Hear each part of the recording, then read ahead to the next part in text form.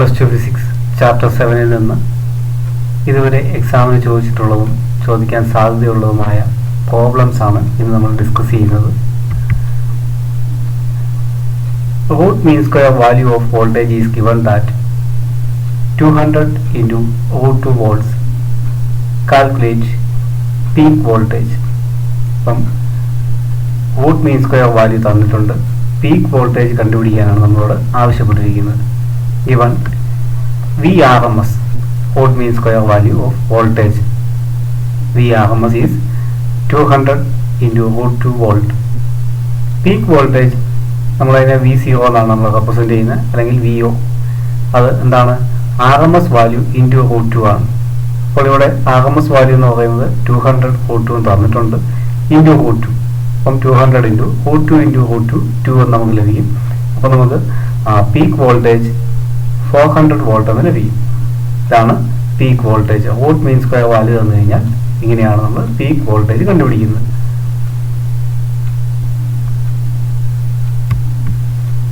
An electric bulb is rated of 100 watts, 220 volt. Find RMS current, peak voltage and resistance of the bulb. അപ്പോൾ ഒരു 100 watt 220 volt electric bulb തന്നിരിക്കുന്നു.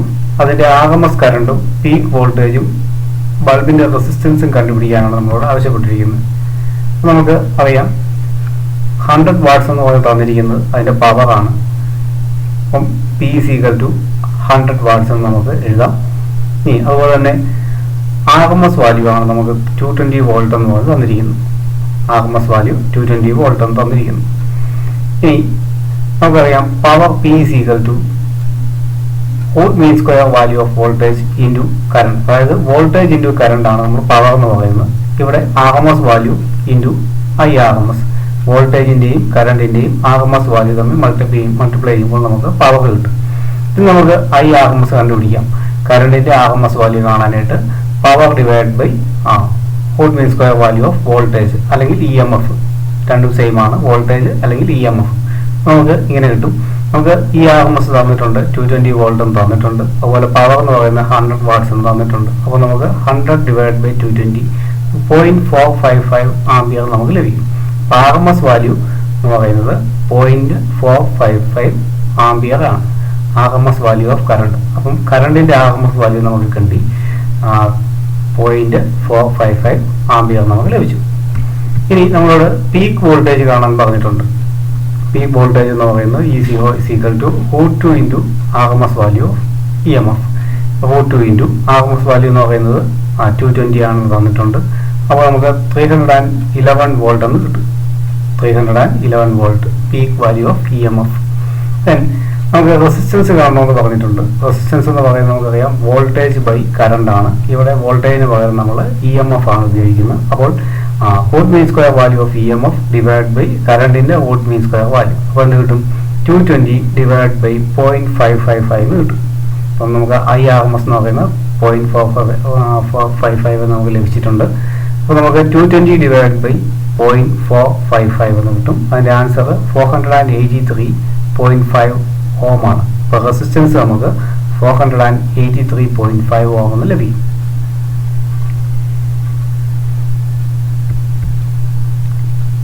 Calculate the peak value of alternating current of 2 ampere. 2 ampere കറണ്ടിൻ്റെ peak value കണ്ടുപിടിക്കാനാണ് നമ്മളോട് ആവശ്യപ്പെട്ടിരിക്കുന്നത്. നമുക്കറിയാം RMS value ആണ് നമുക്ക് തന്നിരിക്കുന്നത്. RMS value root mean square value 2 ampere എന്ന് തന്നിരിക്കുന്നു. ഇനി I0 പീക്ക് വാല്യൂ എന്ന് പറയുന്നത് റൂട്ട് 2 ഇൻറ്റു RMS വാല്യൂ എന്നാണ് നമ്മൾ പഠിച്ചിരിക്കുന്നത്. അപ്പോൾ ഇവിടെ നമുക്ക് എന്ത് കിട്ടും? 1.414 ഇൻറ്റു 2.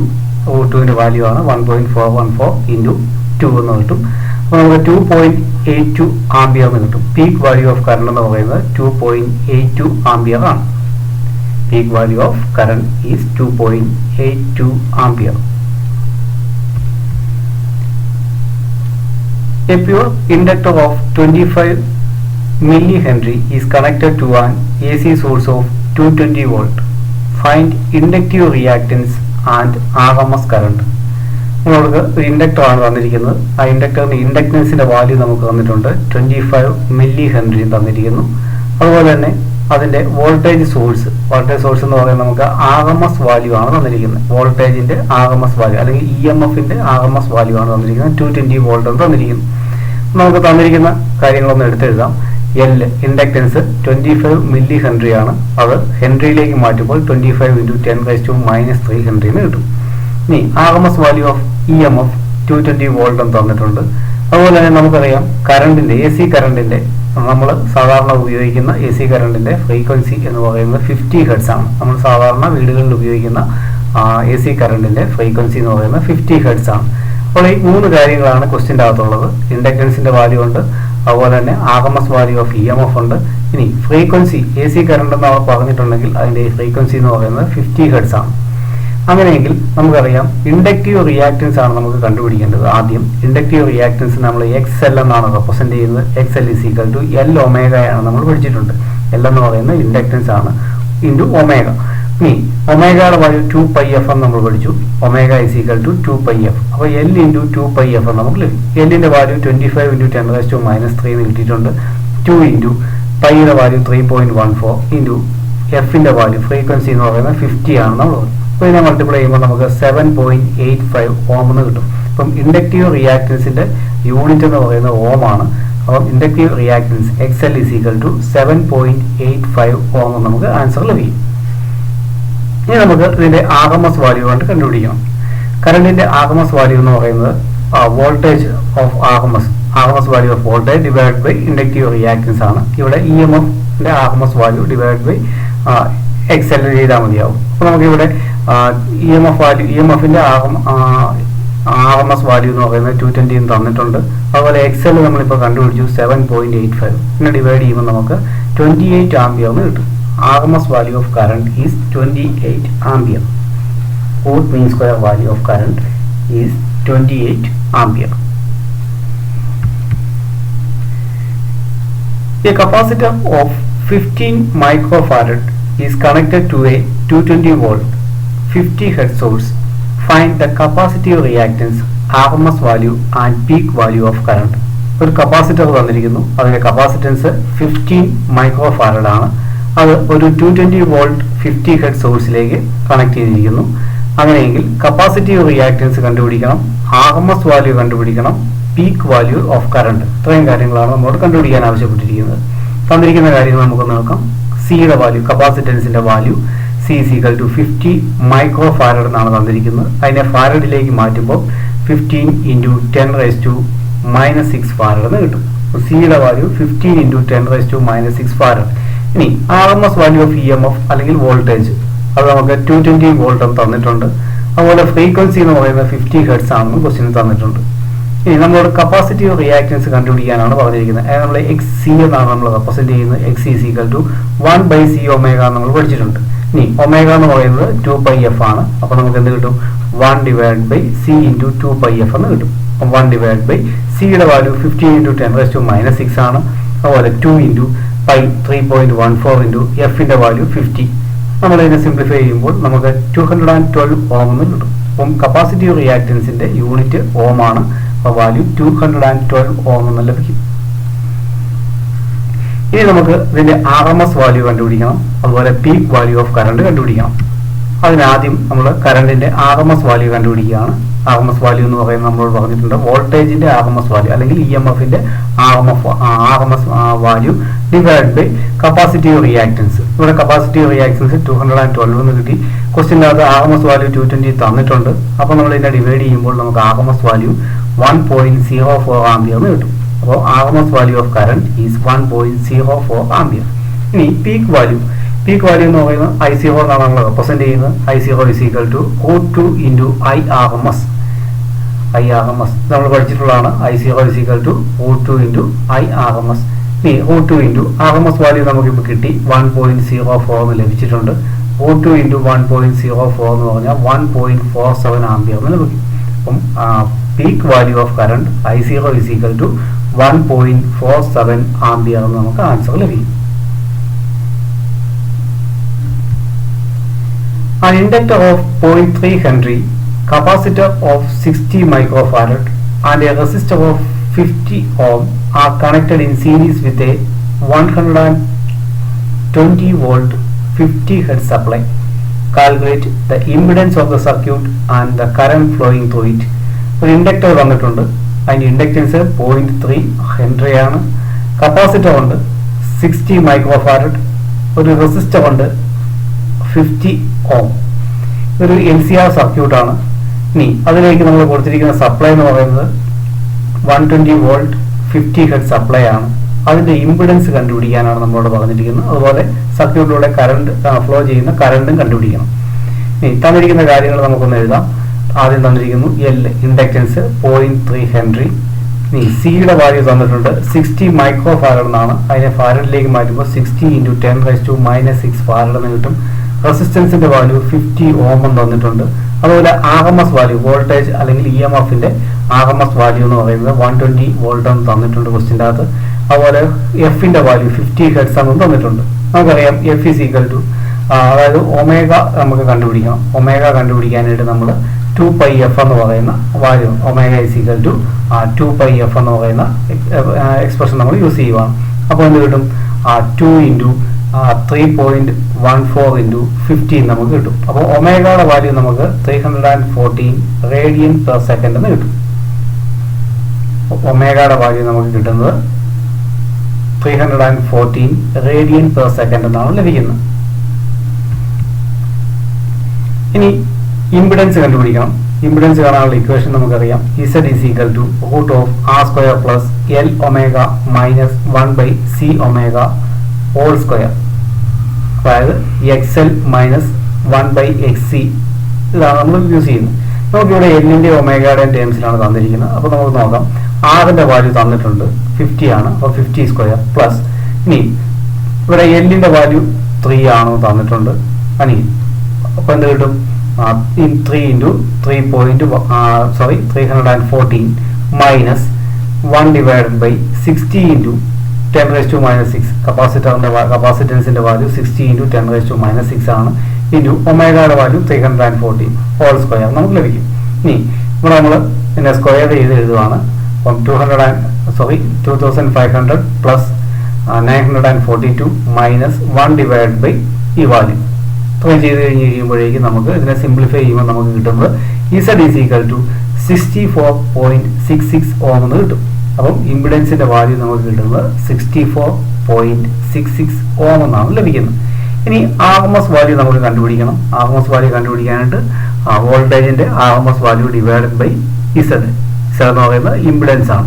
അപ്പോൾ RMS വാല്യൂ എന്ന് പറയുന്നത് ഇവിടെ 120 എന്ന് ക്വസ്റ്റ്യൻ തന്നിട്ടുണ്ട്. ഇനി ഇസഡിന്റെ വാല്യൂ നമുക്കിപ്പോൾ 64.66 എന്ന് ലഭിച്ചു. അപ്പോൾ അതിനെ ഡിവൈഡ് ചെയ്യുമ്പോൾ നമുക്ക് 1.86 ആംപിയർ എന്ന് കിട്ടും. അപ്പോൾ IRMS = 1.86 ആംപിയർ എന്ന് ലഭിക്കും.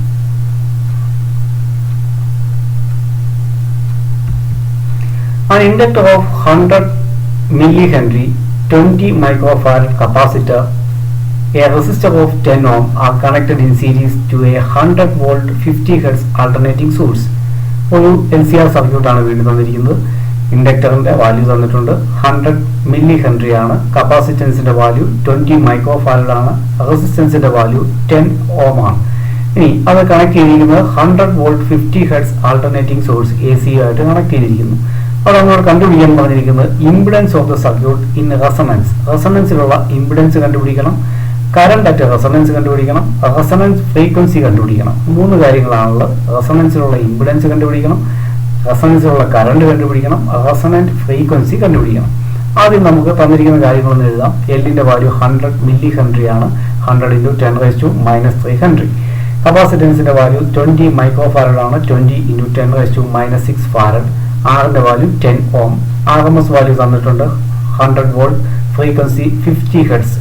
ഇനി റെസൊണൻസിൽ നമ്മൾ പഠിച്ചിട്ടുണ്ട്. At resonance impedance Z = R. റെസൊണൻസിൽ Z = R ആണ്. അതുകൊണ്ട് ആറിന്റെ വാല്യൂ തന്നെയായിരിക്കും ഇസഡിന്റെ വാല്യൂ. എത്രയാണ്? 10 ഓം എന്ന് കിട്ടും. ഇസഡിന്റെ വാല്യൂ എന്താണ്? ആറിന്റെ വാല്യൂ തന്നെയാണ് 10 ഓം എന്ന് കിട്ടും. ഇനി current at resonance IRMS = VRMS/R ആണ്. ഇവിടെ 100 എന്ന് പറയുന്നതാണ് VRMS. VRMS എന്ന് പറയുന്നത് 100 ആണ്. ആറിന്റെ വാല്യൂ 10 ആണ്. അപ്പോൾ 10 ആംപിയർ എന്ന് കിട്ടും. അപ്പോൾ കറണ്ടിന്റെ value RMS value of current 10 ampere നമുക്ക് ലഭിക്കും. ഇനി റെസൊണന്റ് ഫ്രീക്വൻസി കണ്ടുപിടിക്കണം. Resonant frequency f is equal to 1 divided by 2π into root of L C. ഇതാണ് റെസൊണന്റ് ഫ്രീക്വൻസി കാണാനുള്ള equation. Equal to 1 divided by 2 into നമുക്ക് പറയാം പൈയുടെ വാല്യൂ 3.14 ആണ്, ഇൻറ്റു എന്നിൻ്റെ വാല്യൂ നമ്മളവിടെ തന്നിട്ടുണ്ട് 100 ഇൻറ്റു 10⁻³ ആണ്, സിയുടെ വാല്യൂ 20 ഇൻറ്റു 10⁻⁻6 ആണ്. ഞാൻ സിംപ്ലിഫൈ ചെയ്യുമ്പോൾ നമുക്ക് 112.6 ഹെർട്സ് എന്ന് കിട്ടും. അപ്പം resonant frequency f is equal to 112.6 hertz.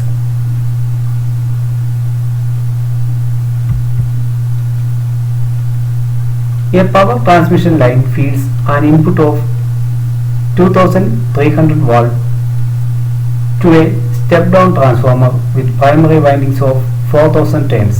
What should be the number of turns in the secondary in order to get output at 230 volt? നമ്മൾ തന്നിരിക്കുകയാണ്. ഇൻപുട്ട് വോൾട്ടേജ് തന്നിട്ടുണ്ട് 2300 വോൾട്ട് ആണ്. ഇതൊരു സ്റ്റെപ്പ് ഡൗൺ ട്രാൻസ്ഫോമറിലേക്ക് നമ്മൾ കൊടുക്കുകയാണ്. ഇനി അതിൻ്റെ പ്രൈമറിയിൽ 4000 ടേൺസ് ഉണ്ട്. ഇനി അങ്ങനെയെങ്കിൽ സെക്കൻഡറിയിൽ നമുക്ക് കിട്ടുന്നത് 230 വോൾട്ട് ആണെങ്കിൽ സെക്കൻഡറിയിലുള്ള ടേൺസിന്റെ എണ്ണം കണ്ടുപിടിക്കാനാണ് നമ്മളോട് പറഞ്ഞിരിക്കുന്നത്. അപ്പോൾ ഒരു സ്റ്റെപ്പ് ഡൗൺ ട്രാൻസ്ഫോമർ ആണ്. അപ്പോൾ വോൾട്ടേജ് ഡിക്രീസ് ചെയ്യുകയാണ് ചെയ്യുന്നത്. ഇൻപുട്ട് വോൾട്ടേജ് എന്ന് പറയുന്നത് 2300 വോൾട്ട് ആണ്. ഔട്ട്പുട്ട് വോൾട്ടേജ് എന്ന് പറയുന്നത് 230 വോൾട്ട് ആണ്.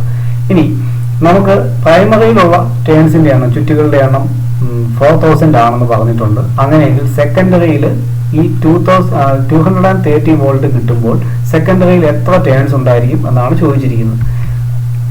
തന്നിരിക്കുന്ന കാര്യങ്ങൾ നോക്കാം. N P number of turns in primary question തന്നിട്ടുണ്ട്, 4000 തന്നിട്ടുണ്ട്. പ്രൈമറി വോൾട്ടേജ് തന്നിട്ടുണ്ട്, 2300 വോൾട്ട് ആണെന്ന് തന്നിട്ടുണ്ട്. സെക്കൻഡറി വോൾട്ടേജ് എന്ന് പറയുന്നത് 230 വോൾട്ട് ആണ്. അങ്ങനെയെങ്കിൽ number of turns on the secondary എത്രയാണ് നമുക്ക് കണ്ടുപിടിക്കണം. എൻ എസിന്റെ വാല്യൂ ആണ് നമുക്ക് കണ്ടുപിടിക്കേണ്ടത്.